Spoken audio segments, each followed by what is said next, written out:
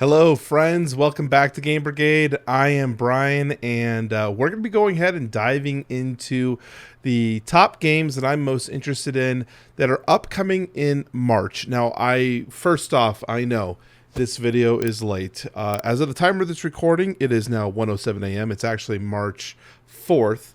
I thought it was going to be the 3rd. It's actually the 4th. So obviously we're already in March. So I am going to be covering some of the games that are already active right now that I was interested in. But we're also going to be talking about games that are going to be leading all the way to the end of March. So yes, I know this video is later than what I normally like to do. So going forward, we'll try to get these out, a couple of days prior to the end of the month. But without further ado, let's go ahead and bring up the first campaign. Now, this one is more of a touch because it's not a specific game per se. It's a campaign for the big box for Western Legends. I wanted to bring it up because Western Legends has historically been a pretty popular game among people, and this is an opportunity for you to collect some of those components for the Western Legends game as well as the big box through their campaign. So this campaign is quote unquote specifically just for the big box. You can see the MSRP is $60 and it will have all of these wooden inserts to basically fully flesh out your game. But if we go on down to the add-on section, you can see here that they have the base game plus all the expansions and any of these promos that you would want to pick up. So I want to touch on this one. I do think that the cost of this is high. It's high, obviously. Shipping is high, and I do agree with one of my friends who we talked about this tonight, actually, that I wish they had just done this campaign in their previous Western Legends launch, which was just not too long ago here, Blood Money. So that's the only concern, is I think they could have done it all wrapped into one campaign, which could have saved shipping for people, but maybe they didn't have the forethought to know that this campaign was coming out then. So that one, again, this is just a touch on it in case people are aware. 10 days left to go at the time of this recording. Okay, so the first campaign that we're going to be taking a look at today will be Earth Under Siege Flashpoint. This is the first actual game that we're going to be taking a look at. This one's already launched as well, and this is relaunched, but it's not relaunching because it failed the first time. It's relaunching because they had some issues with their pledge levels, so don't be nervous about that. I do want to say, though, that Dark Horizons Games, this is their technically first created game, so I always tell people to just be extra diligent when you're backing these independent developers, especially when they have minis, because they can definitely run into issues. I'm not necessarily saying that these guys are going to run into issues or anything like that. I'm just telling people to check everything as much as you can when you're backing these campaigns, because there's a lot of turbulence going on. So what is Earth Under Siege Flashpoint? Earth Under Siege Flashpoint is a cooperative campaign game where players are going to be going on covert missions. Now, through this game, there are opportunities where you're going to have combat based on if the enemies are discovering you or whatnot. And then there's also an alert system that is going to be triggering throughout the game, and it will kind of trigger a horde mode like encounter where if you are discovered or if things are going incorrect or improper or whatever, you're going to be having more enemies spawning and swarming you as you're trying to complete your mission for that specific scenario. This does look like it's going to have a 20 mission campaign book, and you are going to be upgrading your characters along the way. This is one that I probably would not be backing myself. It doesn't drive enough for me to want to include this in my collection, but I definitely could see people enjoying a game like this, which is trying to encourage that stealth mechanics as well as the horde mechanics in terms of the combat. So that is the first game, and this is coming out. It's already out. Why would I say it's coming out? It's already launched. So we'll go on to the next one. Okay, so we're finally getting to the first games that are going to be coming up. And the first one will be Far Cry Beyond, launching on March 7th. Now, this one looks like a very tight, low-weight dungeon crawler, but not a dungeon crawler. Kind of like a skirmish game, I guess you could say. Fully cooperative, and I do believe there is a skirmish mode. So if you want to just compete against your friends, that is available. Not a ton of information is available yet, but you could watch the gameplay through Chronicle. Also, Dice Tower has a preview for this game. But basically, what I was getting from this is that players will be taking on roles of characters that are not at the point of that I've seen part of the Far Cry universe. So don't expect characters that you've seen from the video games being implemented into this, but more so like this is its own unique story. So players will be taking control of these characters that'll have their own unique abilities, and they're going to be moving through these different scenarios, these different regions, fighting different types of enemies using a dice rolling combat system.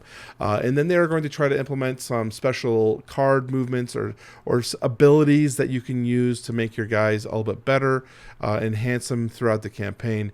It looks to me like a game I'm not as interested in because there's just not a pull there other than the Far Cry branding. And I don't really necessarily see much of the world building from Far Cry in this. So it makes me feel like they might have just slapped the Far Cry brand on a game that could be used for anything. It could have been really any name on there. But that's Far Cry Beyond. And so we'll see how it does when it launches on the 7th. The next one launching on the 8th. So this one's a little interesting to me, Hamlet. And this will be a village building game. And obviously their biggest pull to that they're trying to use is the unique looking shapes of the village that you're going to be placing out. And in this game, this is a pick up and deliver type game. But all the tiles that are placed are communal. So everyone is going to be able to use the buildings that you place. So you have to be smart with your placement as well as know that other people are going to be taking advantage of your buildings. And you're going to then try to finish the church, which is here in the center.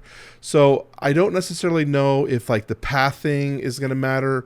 Like, is there a distance that counts in terms of how long it takes to get somewhere? Obviously, you have these paths that kind of connect roads, but if you look here, like this woodcutter doesn't seem like it's connected to anything. So I don't know necessarily if you have to have all roads leading to the church kind of thing in terms of your tile placement. I think that would be interesting because then you obviously have these different shaped tiles that you're trying to place properly so that you can still have them connected.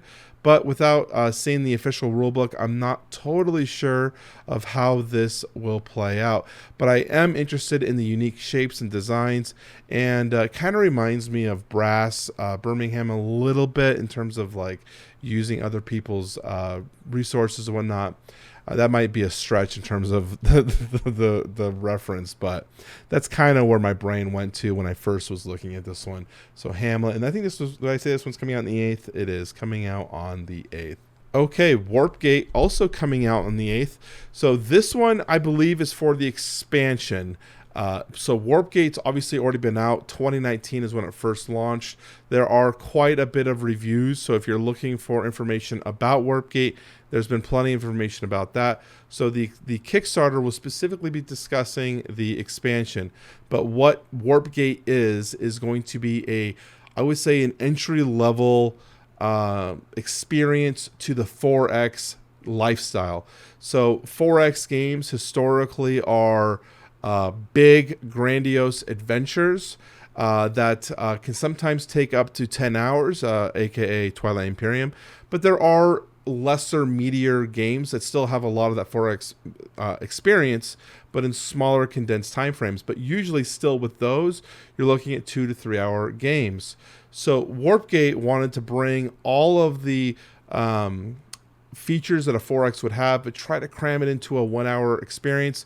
And I've never played the game, but they have, according to all the reviews that I've seen, successfully done that and giving a meaty enough experience where it's a pretty rich experience where players can introduce themselves to the 4X experience, not be overly intimidated by a large grandiose scale, and also experience different types of victory conditions and ways to win. So I'm excited to see what Warpgate's expansion is going to be offering, knowing what Warpgate is. I'm a big 4X player as it is, so it'd be kind of interesting to see what Warpgate is going to have to offer. The only thing is I'm not in love with the aesthetic design of the game. It also uses a hand management system, which I enjoy hand management games as they use that for their action system. So it's a little different than other 4X games I've played with that hand management. But again, I'm not in love with the aesthetic appeal right now. So I'll have to see what the whole package looks like with the expansion. Okay, so Tamashii, Chronicles of the Ascend.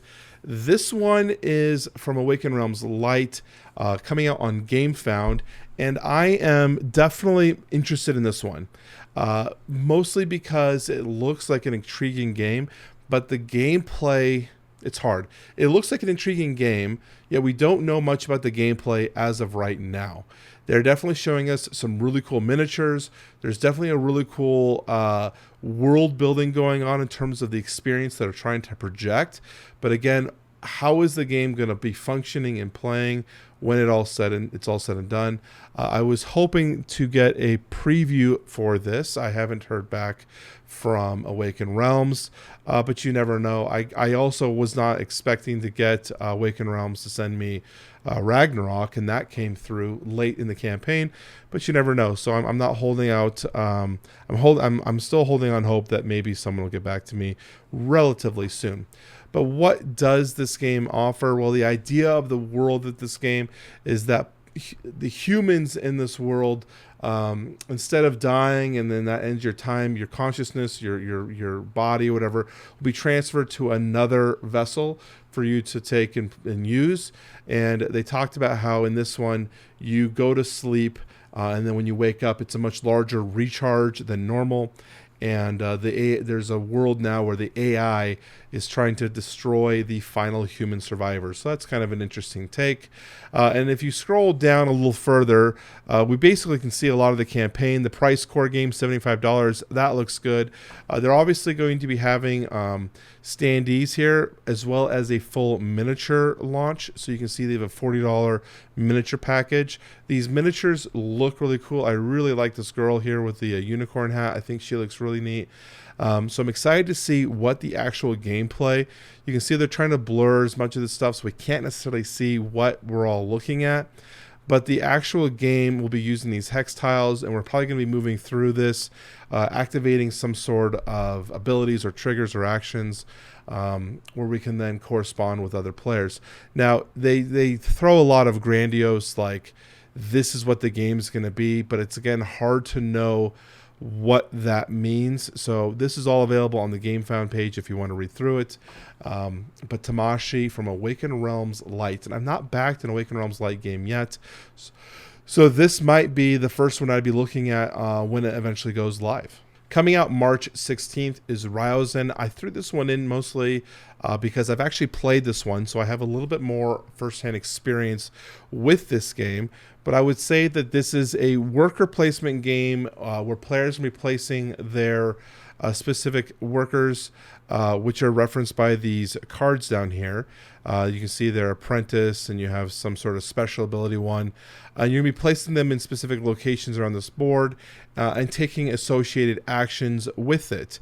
Now, these apprentices have front and back sides, so you can place them face down or face up. They have different abilities when you do that. And there are additional cards that you can purchase from the tableau, which give you more abilities. And when you do that, you have to get rid of one of your workers. Obviously, you probably just get rid of an apprentice if you wanted to try to have people that are more skilled at doing different types of abilities, say dealing damage to your opponent's workers, which could potentially knock them off the board, or flip them, which could give a negative effect depending on the specific card. It's a lot of interaction. So not only are you working on trying to achieve your placements to get the specific worker placement you're trying to do, you're also trying to figure out ways to set traps for your opponent so that you can take advantage of using your special abilities of your people. So you can see an example. This one's flipped over, so it has that shadowy face. These guys have special abilities, and so that's effectively the game. It was an interesting puzzle. I enjoyed my playthrough of it. I got utterly destroyed by the publisher. It was actually the first time I've played a game with a publisher where the publisher did not relent on me. She definitely played it like she would play any game as if I had played this game 20 times. So I thought that was pretty funny, but yeah, she definitely destroyed me, and I had a good time. And so that is Ryozen. Kind of wanted to bring this one up. I don't think it's going to be as commercially popular as a lot of these other titles because it's a little bit nichey, but I think it was an interesting title with interesting art and a good theme. Okay, so as we come to the end of March, we're going to have a lot more heavy hitters.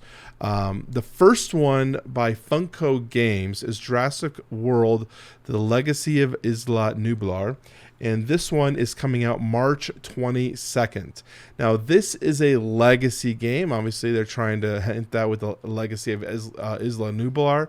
But there's not a lot of information. I've watched 2 full videos from Funko talking about the game, but they haven't released much information about what the game is going to be. They talk about the aesthetics, they talk about how great and incredible the game is going to be, but they don't really talk about how are we playing this game. They do mention that it's going to feature characters from the first movie all the way through Jurassic World. I don't know how much further into Jurassic World, so because there's obviously 3 movies in that trilogy as well, with the 3rd one not being released yet. So I don't necessarily know how many characters are going to be involved, but they're trying to expand all the way through. And you have here, they're really also trying to focus on this kind of an older 1950s type aesthetic, which I don't mind, but I don't necessarily know if I want it in this game, I guess. I think they've done a good job in their art in general. Like it works, like in terms of their art direction. I just don't necessarily know if it's for me. Also, these big boxes on Isla Nublar are just horrendous to me. I'm assuming you're going to be selecting some sort of stickers to go here. Could be different types of paddocks, maybe different, like your different locations. So like the visitor center, maybe a hotel rooms, whatever. I could see that being placed here. Again, it's a legacy campaign from Jurassic Park. So I'm wondering also, are we going to be experiencing the world of Jurassic Park as you're going through this game? Things are going to obviously fall apart. Obviously Jurassic Park didn't succeed. So are we going to build the park, destroy the park? I don't know. I'm curious. The other thing that I'm not totally in love with are these horrendous minis. They talk about how they want, and horrendous to me. I'm not in love with these minis at all. But what they talked about was they wanted to take iconic scenes from the movies to give life to the miniatures as you place them on the board. So obviously we have the T-Rex here breaking through the paddock. We've got the Velociraptors coming in through the kitchen. We have the Dilophosaurus eating branches, probably when they're in the trees. And I don't know what this Triceratops is doing, because the Triceratops obviously in the first movie is just laying there because it ate berries and it wasn't happy. So not sure what the iconic scene of what this Triceratops is doing. But in general, I just don't see, when I'm looking at the board here and I'm looking at these minis, they just don't look, this is really zoomed in, isn't it? It just doesn't look very good to me. I don't know. It doesn't seem eye-catching. I'd rather have had a T-Rex. And if you're looking for an iconic scene, what about the iconic scene where the T-Rex is roaring and the flag banner is falling down? That seems to me very iconic for the T-Rex as well. Velociraptors, I don't know. That one works. I mean, there's a lot of cool scenes for Velociraptors. But this is the legacy version of the game. I've rambled way too long on this game. But maybe that's because Jurassic Park is... I mean, here they go. This is like literally the scene I'm talking about. Like, that's the iconic scene. If the other one was iconic, you would have had the T-Rex breaking through the gate. So anyways, this one will be interesting. I don't know if I'll play it or back it, rather. I would play this game if I had a friend who backed this game. because I'm a big fan of Jurassic Park and I would like to see what the experience is. I'm nervous of what the cost is, and because it's going to Kickstarter, I also think the price might not be justifying, and I'd rather just wait at retail. Funko is going to really have to come up with some sort of hook to say why back the game now rather than wait till retail, because this, I would assume, it would go to retail. It's Jurassic Park, Jurassic World. It's a big brand IP, and they're going to want to get this out there to get as much sales as they can, because these are the kind of games that move. So that is the first one coming out at the end of the month, kind of in a week of large titles, with the other one being Tidal Blades Rise of the Enfolders. So this is part 2, and so it's going to play differently than the first Tidal Blades. So if you played Tidal Blades 1, which I have not played Tidal Blades, I missed on the Kickstarter, I regretted it, but haven't had a desire to pick it up ever since the release. This one is going to be another game. Now, this one, I've been, from what I can gather, watching the gameplay videos down here, it looks kind of reminds me of Jaws of the Lion, because you're going to have your board in the middle where you're going to be placing your miniatures, you're going to be doing all the combat, but you're also going to be having an interesting way of playing the game where you're going to be playing your ability cards on a board, and I wish there was a good picture of it that's kind of in the center. I don't know if I can see one. That's not it. So right here's a perfect example. So you're going to have this board next to your character sheet where you're going to be placing your cards, and when you do that, it's going to trigger abilities either in the row or the column of where you played your card. So you're going to want to figure out combinations of where you want to place your card to trigger as many abilities as possible to benefit your character before the board gets cleaned and swiped away. I do think that this one's going to be pretty hot, and people are going to be looking for it. I think it's going to be a big game. Not necessarily sure I need it in my collection, but because it's coming from Skybound Games, I think that it's going to be definitely interesting to check out. So that is Tidal Blades, followed up with Batman Gotham City Chronicles. This is the third one coming out. And this one was Batman was a game that when it originally launched, like when Waves 1 and 2 were launched, was pretty mixed reviews. The miniature sculpts that came out, there was a ton of different Batman sculpts that came out with this game. Pretty incredible designs, but the actual gameplay fell flat for many people. Again, I did not back this game, but the idea of this one is you had stamina cubes that you were managing to do different abilities, from moving to fighting to doing your technology, but also defending.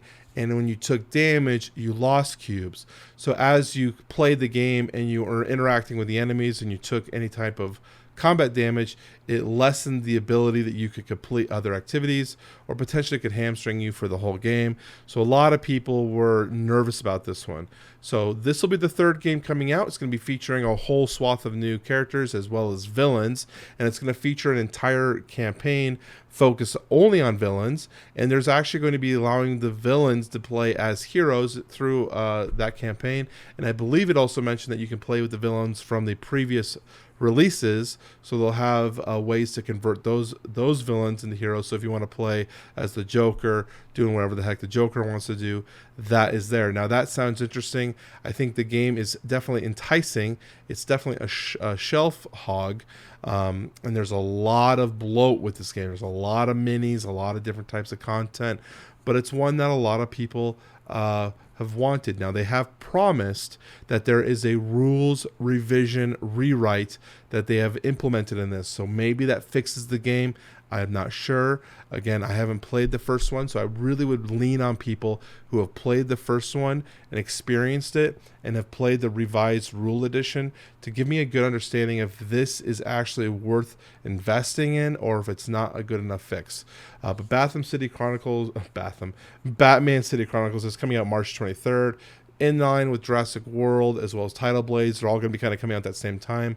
So it'll be interesting to see which one wins that week. Coming in at the end of the month.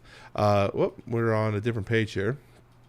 Same, we're actually on the right page, but Dark Quarter, and this one is by Van Ryder Games as well as Lucky Duck Games, so they're going to be coming in a collaboration here.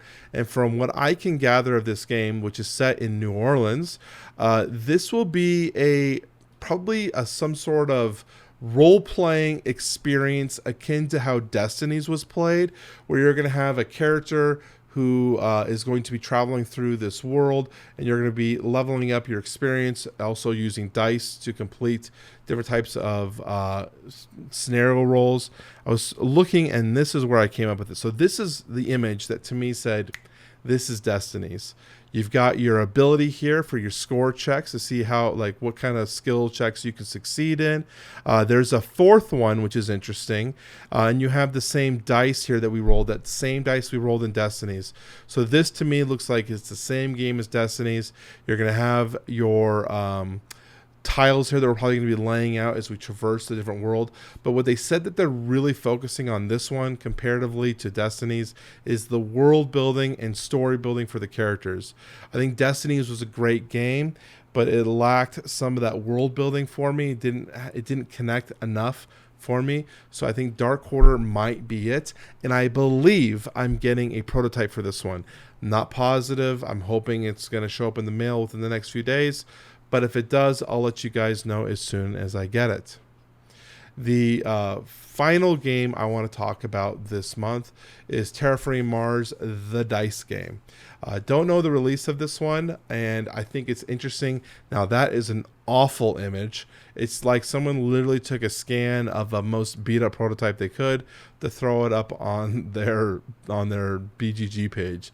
But basically what this game is, and that's also akin to Terraforming Mars and BGG in general, or not BGG, but Terraforming Mars and Stronghold games. They're not known for like the best quality components in this franchise. So to me, it just totally makes sense. They've got this just beat the heck prototype box as the lead image. So it even says here, prototype box cover. Just interesting. But this one is going to be very similar to Terraforming Mars, where you're going to be trying to terraform Mars by raising the heat, getting enough water, increasing the oxygen. But by doing this, instead of playing cards like you normally do and building up your resources, you're actually going to be rolling dice, using these dice, which have different results on different faces. If you're rolling, say, the gray dice, which is going to have more steel on it, and then it's going to have titanium, and then it might have a tag on it or something to that akin. That's the rare slot. So on a 6-sided dice, you'll have 3 that are the common, 2 of the uncommon, and 1 of the rare. So all of these dice will be rolled, and it's basically, from what I can gather from every image I've seen, it looks like Terraforming Mars. So if you're interested in Terraforming Mars, the dice game, or if you're interested in another variant of Terraforming Mars, this might be up your alley. I will say this now, though. Do not be surprised when this hits Target before backers receive theirs and at a cheaper price than what the game was backed at. So again, Stronghold's going to have to come up with some sort of hook, some sort of dual layer player board. Again, I don't know how they're going to do that with a dice game, but they'll figure something out. But they're going to need some sort of hook to get players to back the game now rather than wait for retail. And we've already known historically that Stronghold is not against sending games to retail before their backers get the game. So that is about it. I also had this one, Age of Rome, up here. But this one I don't have a ton of information on, and I have been in talks with the publisher to get a prototype. So we'll see if I get something in the mail. So I'm going to kind of hold a little information on Age of Rome. It's also coming in way late in time, like March 29th. So we'll have a lot of time to take a look at Age of Rome. But I'm a big Rome fan. I've always enjoyed Roman history, and this one I believe was about city building in Rome. So we'll take a look at it once it arrives. But again, I'm hoping I get a prototype. Now, this was obviously the end of the video, least helpful section here at the end. So hopefully you guys forgive me for that. So again, I want to just say sorry for taking way too long to get this video out. I was really trying to get a March release. I've been wanting to actually do these again. It's been a while since I've done a upcoming video for the month. I used to do both upcoming weekly and through the month, and I like the monthly one. I think that one's where I'm probably going to sit at for a while. So if you guys like this content, let me know in the comment section down below. As always, leave a thumbs up, support the channel. Again, if you also want to join the Discord, no one pays attention here at the end of the video, so whatever. But if you want to join the Discord, links are always down below. Would love to have you be part of the community. We've got an ever-growing community. It's free. No hook to join. Just click the link and join the community. I think I'm going to wrap this up now, so I'll talk to you guys a little later. Peace out. What time is it now? 1:42. Man, that was a long video. All right, well, let's get this edited and get it online.